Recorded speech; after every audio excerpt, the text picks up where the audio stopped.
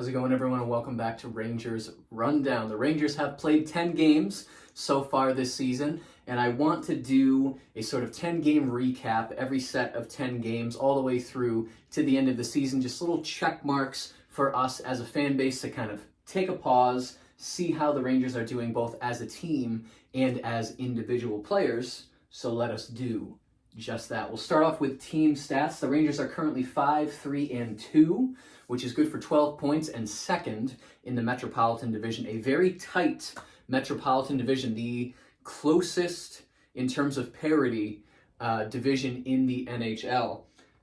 7 of the 8 teams in the Metropolitan Division are separated by just, 3 points? Penguins have 9. New Jersey Devils have 12. So 3 points separate almost all of the teams in the division, and we are an eighth of the way through the season already. Rangers, as a team, have scored 31 times, which is good for 9th in the NHL, but they've been scored on 30 times, which is 22nd in the NHL. So the Rangers just barely outscoring the opposition. We would like to see that goals against number go down. Last year, the Rangers were second in the league at the end of the season in goals against. 22, not exactly where the team or Shesterkin would like to be at this point, but plenty of season left. Goals for per game, 3.1, which is 22nd in the league, and then goals against per game, 3, which is 12th. So the Rangers have allowed 30 goals, which is 22nd in the league, but on average, that's only 3 goals a game, which is actually 12th. So while the Rangers overall not exactly where they want to be in terms of just raw goals going in the net, per game, the Rangers are in a decent spot, 12th out of 32. Not so bad. Power play is clicking at 23.7%, which is 12th in the NHL. Penalty kill, 79.3%, which is 17th. So both the power play and the penalty kill at the end of last season were in the top 10. To start this season, they're in that middle third of the league. Not fantastic, not the worst. The power play had dropped off the second half of these 10 games, but it started to come back in those 2 wins, Dallas and Arizona. You add those 2 numbers together, it's over 100. So special teams for the Rangers, I don't think a huge point of contention right now in terms of things they should be working on in practice, but always room for improvement. Shots on goal per game for the Rangers, 36.5, which is 5th in the NHL. The Rangers, huge turnaround from where they left off at the end of last season. End of last season, shots per game for the Rangers, I think they were 27th, 26th, something just really bad. Rangers really picking their shots last season. This season, they've just turned into a high-volume shooting team, which is fantastic. They're in the upper 30s for shots. At least 8 of these 10 games, I would say, they shot 35 or more times. So 5th in the NHL for that. Shots against per game, 29.2, which is 8th in the NHL. So in terms of shots, the Rangers are pretty much exactly where they want to be, top 10 in the league, allowing fewer than 30 and shooting over 35 shots per game. You want to be on the right side of that shot total more often than not, and the Rangers have been doing that. In the faceoff dot, 53.5%, which is 7th in the league. The Rangers also abysmal last season in the faceoff dot. Mid-40s, I think, by the end of the season. This season, above 50%. If they can keep this going the rest of the season, let's see what that can help them accomplish. These past 10 games, let's just quickly go over them. Opening night against Tampa Bay, a 3-1 win. Very nice. At Minnesota, that huge 7-3 win. Allow 3 goals, not exactly the recipe for success, but if you can outshoot your problems, there you go. So the Rangers start the season 2-0, and then they go to Winnipeg. They do lose 1-4. Now that score seems worse than it actually was. It was 1-1 for most of that game, and then Winnipeg kind of ran away with it. You get a power play goal at the end, a fluky goal, and then an empty net. Winnipeg wins, not a big deal. Rangers come back home against Anaheim, win 6-4. Now they score 6 goals, which is fantastic, but they let in 4, especially those last couple fluky ones towards the end. I'm sure Gallant brought the hammer down on them in terms of their defensive game after that. But that was a win. They start the year 3-1. Then San Jose comes to town, and they get their first win of the season against the Rangers in overtime, a 2-3 loss to the San Jose Sharks. Sorry about that. After that, Columbus comes to town and they lose 1-5. Now that was an embarrassing loss for the Rangers, losing 1-5 against the Columbus Blue Jackets, who are currently last in the Metropolitan. Then Colorado comes to town, very hard-fought game for the Rangers. They lose 2-3 in a shootout, very late night for us watching on the East Coast, but the Rangers do drop the game, get a point out of it, but that would be 3 losses in a row for the Rangers, and the pain train would not end. They would go visit the Islanders and get shut out, 0-3 for 4 straight losses. And that's when, myself included in this, part of the fan base was getting ready to push that panic button prematurely, I will absolutely admit. But when your team loses 4 straight, you don't exactly feel good. Then they go to Dallas and they win 6-3, another 6-goal game by the Rangers.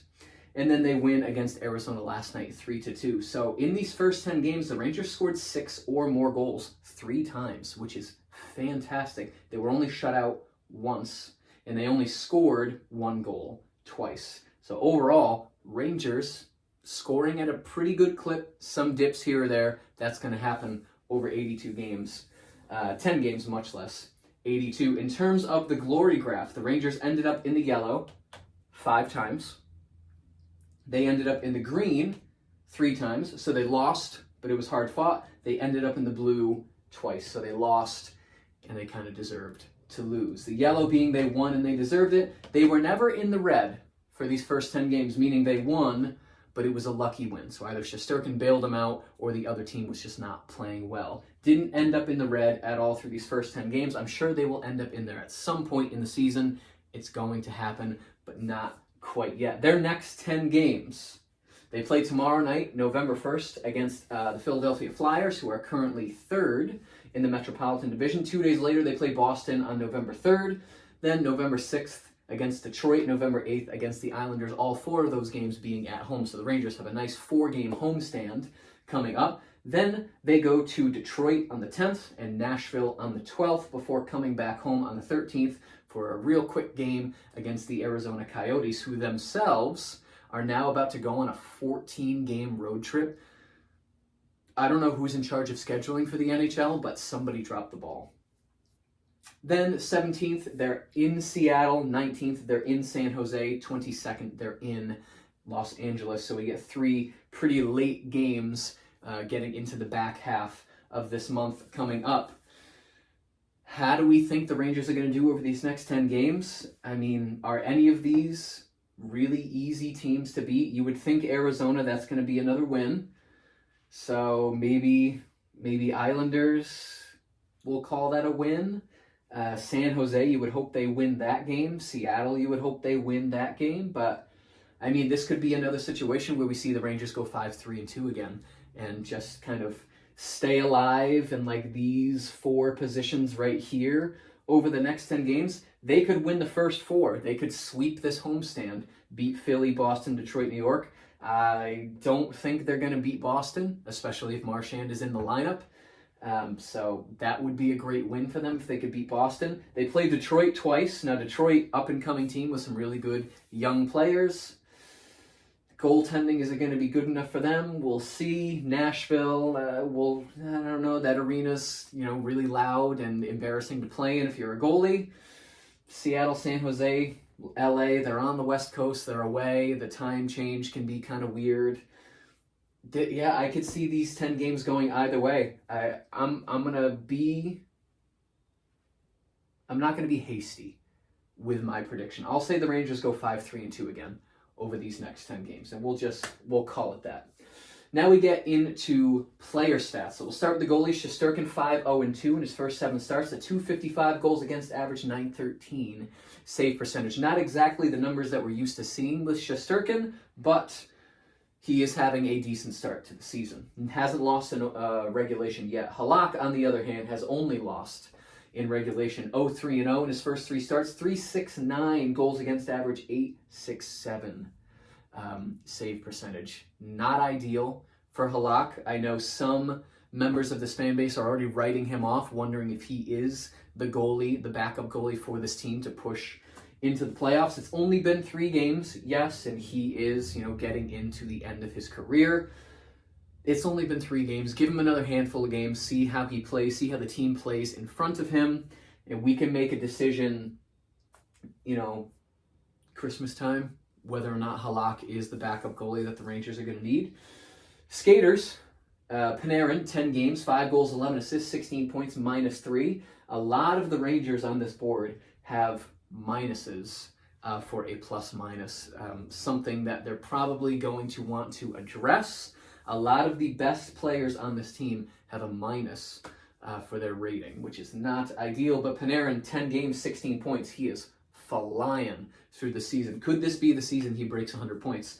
I really hope so. Zibanejad, all 10 games, 6 goals, 6 assists, 12 points, -1. Again, over a point a game player. Fantastic. That's what we expect. That's what we need. Trocheck, 10 games, 4 goals, 5 assists, 9 points, -2. He is fitting in quite nicely with this team, especially on that line with Panarin. He's exactly what we always hoped Strome would become. A defensive-minded center for the second line that can win faceoffs and occasionally put the puck in the net. That's Vinny Trocheck. If he stays healthy, top 6 is going to be just fine. Fox, 10 games, 2 goals, 7 assists, 9 points, and he is a 1. So he's in the positive rating. 9 points in 10 games. Not bad for a defenseman. Kreider, 10 games, 3 goals, 4 assists, 7 points, -1. Not scoring at the clip that we were used to seeing last season, but if he scores 3 goals every 10 games, that's 24, 25 goals, which is the Kreider we are used to. I'm hoping he can hit 30 goals this season. He was able to hit 50 last season. I think 30 is well within his reach. We'll see how he does over the next 10 games. Lafreniere, 10 games, 2 goals, 3 assists, 5 points, and a +1 rating. So Lafreniere, I think the eye test would tell you Lafreniere is having a very good start to the season. Just a little puck luck not quite on his side in certain situations, but he is really gelling, playing on his offhand with Trocheck and Panarin. I hope that second line stays together. Gaudreau, 10 goals, 2 assists, 4 points, and he is a 0 for a rating. Not expecting 20 goals from Barclay Gaudreau, but he is doing his job. Kakko, 10 games, 2 goals, 1 assist, 3 points, -2. Purely from a stats point of view, he's not having a fantastic season, but the eye test would tell you absolutely differently. Kakko looks like a man on a mission most nights. Really gelling with Kreider and Zibanejad. He's getting his chances, but again, like Lafreniere, the puck luck hasn't always been on his side.